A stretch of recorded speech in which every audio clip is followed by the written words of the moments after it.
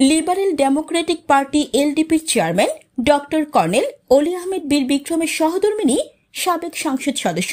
মমতাজ বেগমের সুস্থতা ও মাইলস্টোনে নিহত আহত সকলের জন্য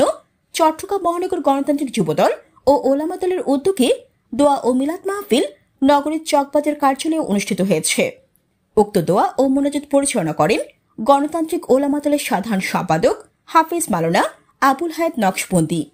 এতে উপস্থিত ছিলেন চট্টগ্রাম মহানগর এলডিপির আহ্বায়ক কমিটির সিনিয়র সদস্য মোহাম্মদ আবু জাফর, এলডিপির কেন্দ্রীয় কমিটির সদস্য মোহাম্মদ ফাহাদ আহমেদ চৌধুরী দীপু,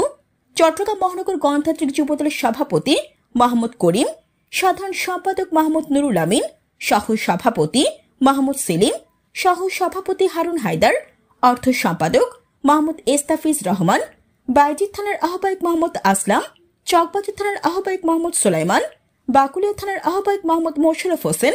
চকবাজার থানার সদস্য সচিব মোহাম্মদ শাকিল চৌধুরী, করিম,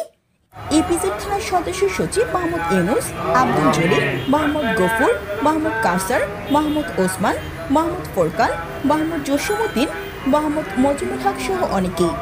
এতে ডক্টর কর্নেল অলি আহমেদ বীর বিক্রমের সহধর্মিণী মমতাজ বেগমের সুস্থতা ও দলীয় সকল নেতাকর্মীদের সুস্থতা কামনায় দোয়া করা হয়।